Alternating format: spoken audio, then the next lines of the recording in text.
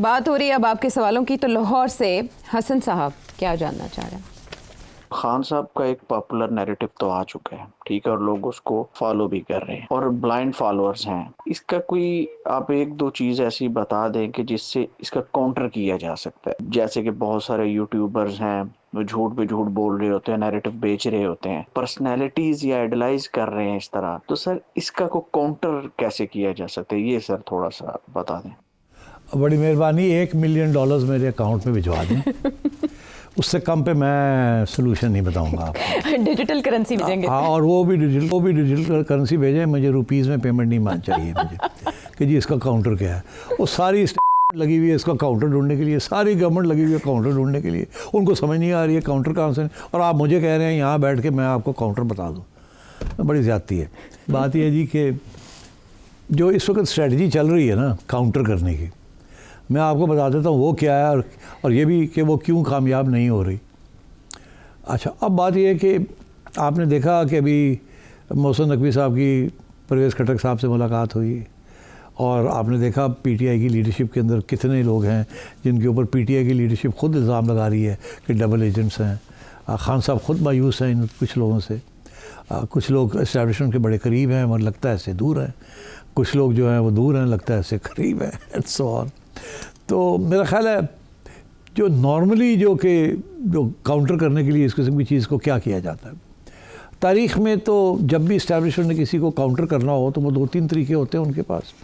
एक तो डंडा, वो तो आपने देख लिया, वो तो कर ही रहे हैं। क्या उससे कोई फ़र्क पड़ा? Not much. सिर्फ ये कि कुछ लोग बाहर निकलने से डरते हैं, मगर जब वक्त आएगा तो वो खान के पीछे खड़े होंगे। तो मसला तो ये है कि खान के पीछे से हटाना है इनको, किसी और के पीछे लगाना है, और वो अभी नहीं हो रहा। तो ये फोर्स वाली चीज़ तो अब एक हद तक चलती है, उसके बाद नहीं चलती। और शायद ऐसे भी होता है कि और भी लोग डर जाते हैं, ऐसी तैसी, ठीक है, वी आर कावर्ड्स, असी बाहर नहीं निकलते, डंडे नहीं खाने ऐसी। अगर एक बार मौका मिल जाए तो वोट तो खान नहीं देना ऐसी। सो मेरा ख्याल है ये तो इट्स नॉट सक्सीडिंग। ये शॉर्ट टर्म में सक्सीड करती है कि जी एक धरना होता है या नहीं होता, मगर लॉन्ग टर्म में सपोर्ट बेस है सपोर्ट बेस, तो इसलिए वो तो वहाँ तो काउंटर नहीं चल रहा। दूसरा, हमेशा ये हुआ है कि उन्होंने कोशिश की कि पार्टी को डिवाइड कर दिया जाए। ये डिवाइड एंड रूल वाली भी फ़लसफ़ा जो है बड़ा पुराना फ़लसफ़ा है, गोरों के ज़माने से चलता आ रहा है डिवाइड एंड रूल, और वो अभी भी चल रहा है डिवाइड एंड रूल के। और उसमें क्या होता है कि जी एक पार्टी का फॉरवर्ड ब्लॉक बन जाता है, कोई इधर हो जाता है, कोई उधर हो जाते हैं। वो पीपीपी की पहले वो पीपीपी 4 पीपीपीज बन गई, फिर वो जो ओरिजिनल पीपी थी वो कोई और ले गया, रजिस्टर करा लिया, एंड सो ऑन। नून की आपने देखा पहले कयूम लीग थी, फिर फ़लानी लीग थी, फिर फ़लानी लीग थी, फिर आखिर में आके नवाज़ लीग बन गई, और अभी भी वो पुरानी लीगें इधर उधर घूम रही हैं, एंड सो ऑन। तो ये भी एक स्ट्रेटजी होती है कि पार्टी को कमज़ोर करके उसका सपोर्ट बेस को डिवाइड किया जाए, रूल किया जाए। अब वो भी करने की कोशिश की जा रही है, मगर क्या अवाम is not leaving Imran Khan, तो वो भी कामयाब नहीं हो रही। तो अब आप फिर क्या कामयाब होगा? अदालतों के ज़रिए आपको सज़ाएँ देना। अब वो सज़ाएँ लोग को पता कि इमरान खान ने क्या किया, ऐसे नहीं है कि लोगों को नहीं पता, जजों को भी पता है, मगर क्योंकि इतना स्ट्रॉन्ग आवाम का प्रेशर है कि हम तो इमरान के पीछे हैं, कि जज भी कतराते हैं कि उन्होंने भी घर जाना है, उनके घर वाले भी हैं, शायद उनके घर वाले ही प्रो इमरान हैं। अब वो जज साहब तो नहीं कह सकते कि मैं प्रो इमरान हूँ कि नहीं। तो एक पूरा माहौल बना हुआ है बाहर, जिसको ये इनको समझ नहीं आ रही हाउ टू टैकल इट।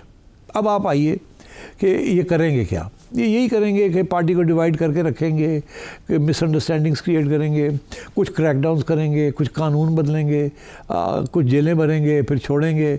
ये चलता रहेगा, मगर कब तक चलेगा ये? जब आएगा वक्त आएगा वोट डालने का, तो फिर क्या होगा? फिर आप क्या ये क्राइसिस को कैसे आप हल करेंगे? वो किसी न किसी दिन तो वोट डालना ही डालना है। तारीख भी यही कहती है कि वक्त आ जाता है, एक बंदा हमेशा नहीं रहता, या एक डायलॉग हमेशा नहीं चलता, या एक बयानिया हमेशा नहीं चलता। और अगर खान डटा हुआ है तो फिर आवाम पीछे।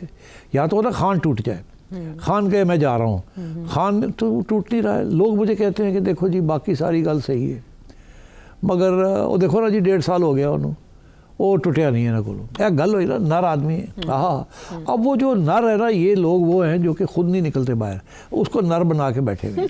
वो इसलिए कि उनकी इमरान खान की बहादुरी जो है वो अपनाना चाहते हैं, कि अगर हम उसको सपोर्ट करते हैं तो हम भी बहादुर हैं इन सम सेंस, मगर हम उस किस्म के बहादुर नहीं है कि हम बाहर निकलें। तो इसको एक साइकोलॉजिस्ट कहते हैं कि इसको आप अपना लेते हैं। तो उन्होंने खान की बहादुरी, खान का जो भी है बयानिया, उसको अपना लिया है। अब वो यकीन करें या ना करें, मगर अपनी इज़्ज़त रखने के लिए उन्होंने ये कर लिया है। अब वो छोड़ते नहीं हैं इस चीज़ को। तो अब इसलिए जब आप पीटीआई वालों से बात करते हैं, वो कुछ सुनने के लिए तैयार नहीं। आप उनको इधर पकड़ते हैं, वो इधर चले जाते हैं, इधर उनको कहते हैं ये सही नहीं है, ये फैक्ट नहीं है, वो कुछ और शुरू कर देते हैं। वो सुनने के लिए तैयार नहीं है। उन्होंने फ़ैसला कर लिया है। अब बात यह है कि ये किसी न किसी स्टेज पर ये फ़ैसला निभाना पड़ेगा, और ये आवाम को उनका हक़ जो है वो किसी न किसी स्टेज पर देना पड़ेगा। तारीख़ ये कहती है, आपने भुट्टो साहब को फाइल लगा दिया, उनका हक़ देना पड़ा उसकी बेटी को, एक दफ़ा नहीं 2 दफ़ा देना पड़ा। आपने नवाज शरीफ साहब को फ़ारग कर दिया, फिर अवाम मियाँ के साथ थी तो देना पड़ा। अब जब अवाम मियाँ के साथ नहीं है तो मियाँ भी फ़ारग हो गए, एंड सो ऑन। तो अब बात यह है कि इस वक्त अवाम इमरान के साथ है। अब वो कौन सी अवाम है, कितनी अवाम है, केपी की अवाम है, पंजाब की अवाम है, बलूचिस्तान तो खैर नाइदर है नो देयर, वो अपना ही खाता, उनका खुला हुआ ट्राइबल।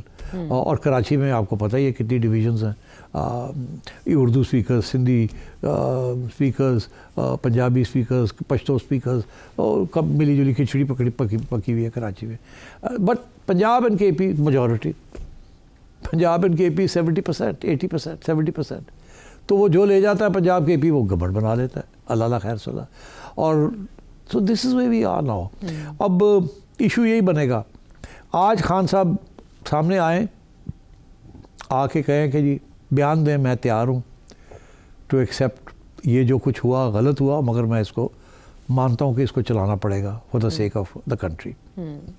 मेरे साथ ज़्यादती की गई, मगर मैं वो भी कौड़ा कुट करने तैयार हाँ। चलो जी अगे आओ, मुल्क वास्ते हुण दसो इलैक्शन कितों कराने जे, और मैंने दसो किस तरह फ्री एंड फेयर होंगे। और मैं ये वादा करता हूँ कि कोई इंतकामी कार्रवाई नहीं होगी। इनफैक्ट आप कानून आपके साथ मिलके बना लेंगे ताकि इंतकामी कार्रवाई ना हो, और जुडिशरी को और स्ट्रॉन्ग करेंगे ताकि कल को अगर मैं कोई गड़बड़ करूँ तो वो जुडिशरी अपने पाँव पे खड़ी रहे। कोई इस किस्म की बात करे ना, आगे आके रास्ता बनाए ना, फिर मुश्किल हो जाएगी इस गवर्नमेंट के लिए उसको डिनाई करना। तो खान को काउंटर करने का एक ही तरीका है कि खान को वापस मेन स्ट्रीम लाया जाए, उसको मेन स्ट्रीम से बाहर ना निकाला जाए। इस वक्त जो सोच हो रही है वो यही हो रही है, इसको किसी तरीके से ख़त्म किया जाए।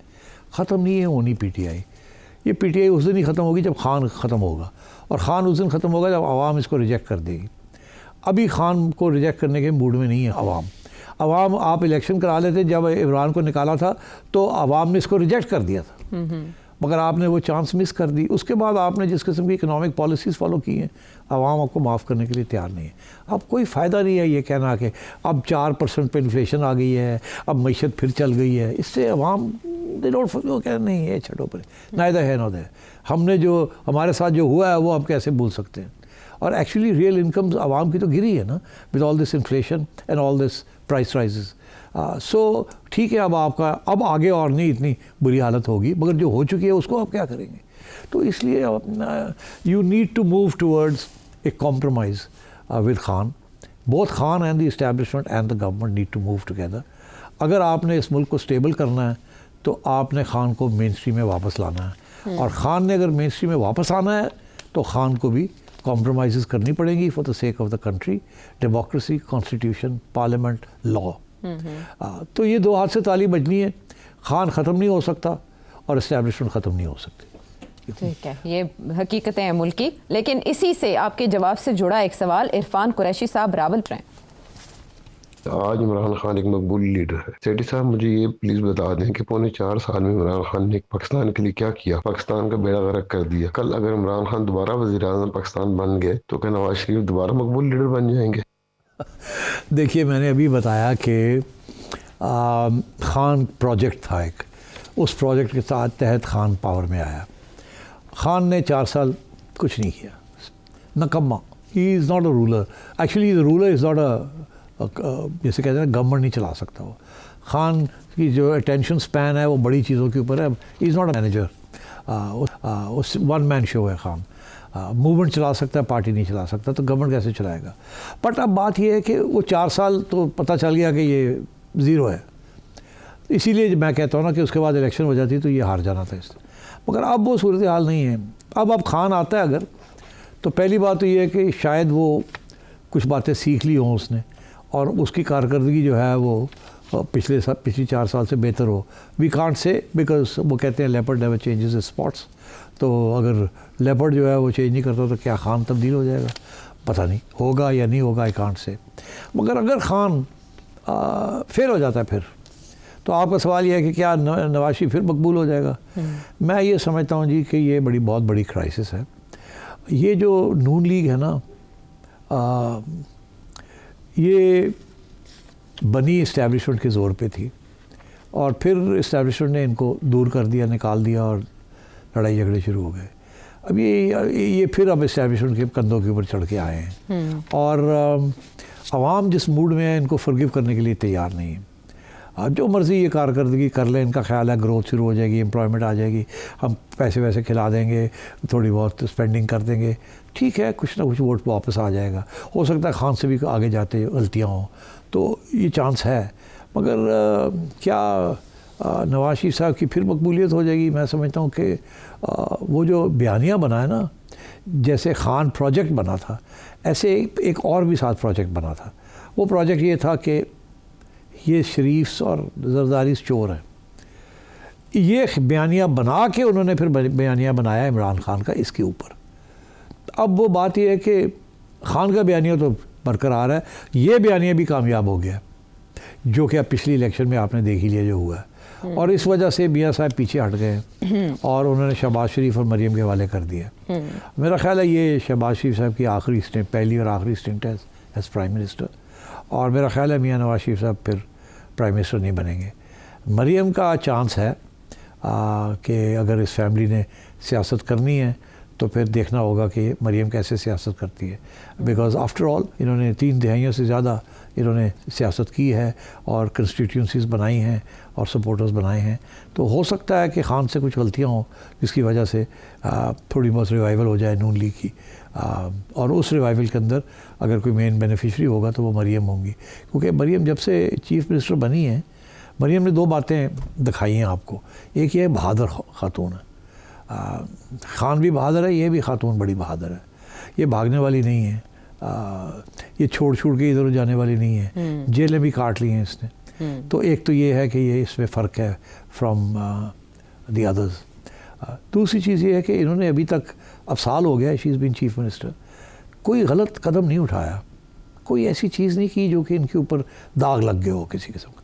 तो इसका ये मतलब है कि अगर ऐसे ही इन्होंने कारकर्दगी की तो इनकी बिल्कुल छोटी मोटी कंस्टिट्यूंसी बन जाएगी पंजाब के अंदर। और अभी तो पहला साल है, अगर 3-4 साल इनको और मिल गए, 3 साल, तो हो सकता है अपनी कारकर्दगी के बेसिस के ऊपर ये अपनी कंस्टिट्यूंसी भी यहाँ बना लें।